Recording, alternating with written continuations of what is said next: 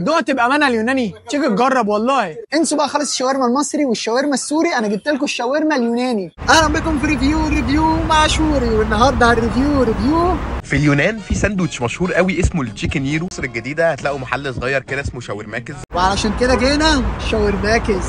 ما تنساش اديني قلبك، اديني قلبك خد قلبي، اديني قلبك خد قلبي. تشيكن هيرو.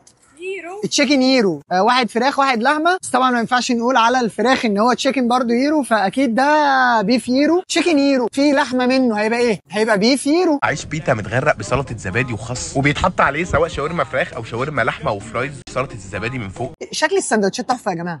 انا حاسس فعلا ان هي شاورما يوناني. انا كل اللي في دماغي دلوقتي ان هي شبه الكيمو كونو. انا معلوماتي عن اليونان بس ان كان هيسافر لها حزلقوم بوليكاتا اني جائع. وقالت العيش ده اسمه عيش ايه؟ انا بعشق عيش البيتا ده تحفه. فين العيش الشامي بتاع الفرن بقى؟ انا ما ينفعش اقول كده على شاورما يوناني، انا اسف. بس متفاجئ ان اليونان وصل لها الشاورما. انا حاسس ان الشاورما دي حاجه عربي قوي ان هي ما توصلش اليونان. ده سؤال الحلقه بتاعتنا، الشاورما اصلها ايه؟ بس قبل ما نبدا ما تنسوش ان الاكل اذواق، عشان خاطرك المره دي خلي بالك مش هنغير كده. والسمك صحاب مش طواجن، وانا مش فود بلوجر اقسم بالله، انا جاي اهزر. بسم الله. انت ايه؟ حاسس ان سلطه كتير قوي. التشيكن سلطه بتاعت ماك، السيزر سلطه، الله عليك. انت بتبرقي لي ليه؟ في حاجه قريبك يوناني او حاجه متضايقه من اليونانيين؟ بس هو بجد العيش الشامي او بتاع الفرن اللي في الصاج اللي بيعملوه في البلد. انا جيت هنت اليونان والله. نجرب العيش البيتا لوحده يا جماعه. هو العيش الفرن بتاع الشامي عادي. هو العيش طعمه ايه؟ قايم جدا على اللي انت بتقوله. هو طعمه قايم جدا عن اللي بقوله. اي قايم. العربي بتاعي والانجليزي انا ما ينفعش ريفيو يوناني. اتفضل عرب حبيب قلبي، تيجي تجرب اليوناني. دقت بامانه اليوناني، تيجي تجرب والله بامانه. حاج لو جرب اليوناني هيدينا واحده اسكندراني. طب احنا على الاقل جربنا التشيكن، نشوف البيف بيقول ايه. بطاطس عندهم كبيره قوي في اليونان، بطاطس بيت. بس هو انا عندي تعقيب بسيط. بس انا شفت في الفيديو اللي في اول الفيديو كان فيه بطاطس كتير قوي. توتني 3 بطاطسات بالعدد، خدت واحده منهم، فاضل لي بطاطسيتين. خاف يخلصوا الناس اللي في اليونان تزعل. في ناس كتير من ورا الكاميرا قدام الكاميرا بيقول لي اتكلم عن الاكل اكتر ما بتاكل وبتقول رايك في الاكل. انا قايل انا مش فود بلوجر، انا جاي اهزر من الاخر. لو جاي تاخد معلومات قيمه اتفضل روح للدحيح، اخد قطمه وارجع لكم بعد الاذان. بسم الله.